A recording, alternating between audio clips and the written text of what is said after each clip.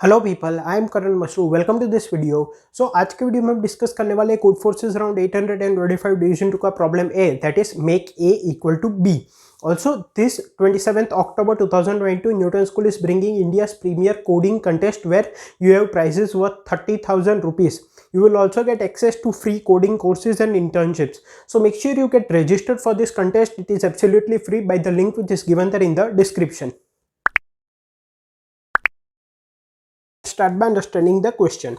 You are given two arrays A and B of n elements. Each element is either 0 or 1. ठीक है, क्या बोला गया है कि हमें दो एरेस दिए गए हैं A और B, दोनों की लेंथ है वो n है, मतलब दोनों में n एलिमेंट्स है और सभी एलिमेंट्स की वैल्यू जो है ai इक्वल टू 0 और 1 है, bi इक्वल टू 0 और 1 है.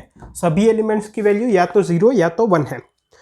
You can make operations of two kinds. ठीक है, हम दो तरह के ऑपरेशंस कर सकते हैं. नीचे डिफाइंड है. First, pick an index I and change A I equals to 1 minus A I. ठीक है, कोई भी इंडेक्स आई सिलेक्ट करना है और एरे ए में उसकी वैल्यू को 1 माइनस ए आई करना है. मतलब कि अगर 0 है तो 1 करना है, अगर 1 है तो 0 कर देना है. सेकेंड क्या है, rearrange the array A however you want. Rearrange array A however you want, किसी भी तरह से कोई भी परम्यूटेशन ले सकते हैं. Find the minimum number of operations required to make A equal to B. तो हमें क्या करना है, हमें मिनिमम नंबर ऑफ ऑपरेशंस बताना है सच दैट हम ए एरे को बी के बराबर कर सकते हैं. ए एरे को बी के बराबर करने का मतलब क्या है कि हर एक इंडेक्स पे ए I equal to B I होना चाहिए. ठीक है, ऑपरेशंस हम दो तरह के कर सकते हैं. किसी एक स्टेप में कोई भी एक ऑपरेशन कर सकते हैं, या तो ए I equal to 1 minus A आई कर दो, या तो पूरे एरे ए को रीअरेंज कर दो. ठीक है, इनपुट किस तरह से दिया गया है. इनपुट में सबसे पहली लाइन में है नंबर ऑफ टेस्ट केसेस. सभी टेस्ट केस में फर्स्ट लाइन में है n, that is the size of the array A and B. Next line में एरे ए के n एलिमेंट्स दिए गए हैं और नेक्स्ट लाइन में एरे बी के n एलिमेंट्स दिए गए हैं. कंस्ट्रेंट्स मैंने यहाँ पे लिख दी है. ठीक है, सो आई होप क्वेश्चन क्लियर है. अब इसके कंसेप्ट पे मूव करते हैं.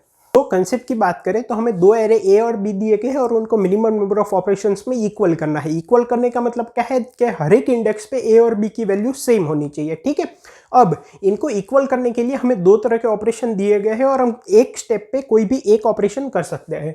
फर्स्ट ऑपरेशन क्या है, कोई भी इंडेक्स ए सिलेक्ट करके हम ए आई की वैल्यू को 1 माइनस ए आई कर दे. मतलब कि अगर 0 है तो 1 कर दे, 1 है तो 0 कर दे. और सेकेंड ऑपरेशन क्या है कि रीअरेंज कर दे पूरे ए को किसी भी तरह से, जैसे भी हम चाहे. ठीक है, इसका मतलब हम ऑपरेशन सिर्फ एरे ए पे कर सकते हैं. अब हमें मिनिमम नंबर ऑफ ऑपरेशंस बताने हैं कि सच दैट हम एरे ए और बी को इक्वल कर सके. अब एरे बी पे तो कोई ऑपरेशन अप्लाई नहीं कर सकते. अब एक बात समझो, अगर मेरे पास नंबर ऑफ जीरोस और नंबर ऑफ वंस इक्वल है तो सिंपली एक ही स्टेप करना पड़ेगा, एरे ए को रीअरेंज कर देना पड़ेगा. ठीक है, एक स्टेप में मेरा आंसर हो जाएगा. अगर कहीं पे जीरोस और 1 इक्वल नहीं है तो मतलब कि जैसे एरे ए है ये है और एरे बी भी ये है, तो रीअरेंज करने की ज़रूरत नहीं है. लेकिन अगर एरे बी ऐसा है तो रीअरेंजमेंट की ज़रूरत है. अब मान लो एरे बी ऐसा है तो हम एक ही स्टेप में रीअरेंजमेंट करके ए और बी को इक्वल कर सकते हैं, क्योंकि हम रीअरेंज किसी भी तरह से कर सकते हैं. ठीक है, लेकिन कब, जब नंबर ऑफ जीरोस और नंबर ऑफ वंस इक्वल हो.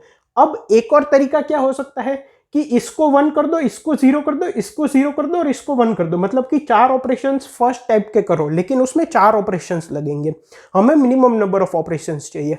तो अगर नंबर ऑफ जीरोस और वंस ए और बी में इक्वल है और वो पोजीशन वाइज इक्वल नहीं है तो एक ही स्टेप लगेगा, हम सेकंड ऑपरेशन करके एरे ए और बी को इक्वल कर देंगे. लेकिन अगर एरे ए और बी में नंबर ऑफ जीरोस और नंबर ऑफ वंस ही इक्वल नहीं है, फिर हमें एरे ए के एलिमेंट्स को चेंज करना पड़ेगा. अब मिनिमम हमें करना है तो हम यहाँ पे अप्रोच क्या रहेगी, हम इस क्वेश्चन को दो पार्ट्स में ब्रेक डाउन करेंगे. फर्स्ट पार्ट में हम नंबर ऑफ जीरोस और नंबर ऑफ वंस ए और बी में इक्वल करने की कोशिश करेंगे. एक बार वो इक्वल हो गए फिर हम एरे ए को रीअरेंज कर देंगे अगर रिक्वायर्ड हुआ तो. इससे हमें मिनिमम नंबर ऑफ ऑपरेशंस में ए और बी इक्वल हो जाएंगे. तो सबसे पहले तो हम ये देखते हैं कि नंबर ऑफ वंस और नंबर ऑफ जीरोस कितने चेंज करने पड़ेंगे. ठीक है, मतलब फर्स्ट ऑपरेशन कितनी बार करना पड़ेगा. अब मान लो मैंने एरे ए में नंबर ऑफ जीरोस है उसको Z1 नाम दे दिया, नंबर ऑफ वंस को O1 नाम दे दिया. एरे बी में नंबर ऑफ Z2 को नंबर ऑफ जीरोस को Z2 नाम दे दिया और नंबर ऑफ वंस को O2 नाम दे दिया. अब एक बात समझो, जो भी जीरोस और 1 के काउंट का डिफरेंस होगा वो क्या होगा, Z1 माइनस Z2, और वो बराबर होगा O1 माइनस O2 के। फॉर एग्जाम्पल एरे ए है वो है 0 0 0 1, एरे बी है वो है 0 1 1 1, तो नंबर ऑफ जीरोस का डिफरेंस क्या है 2, इसमें 2 जीरोस ज्यादा है। नंबर ऑफ वंस का डिफरेंस क्या है, वो भी 2 है लेकिन वो इसमें ज्यादा है।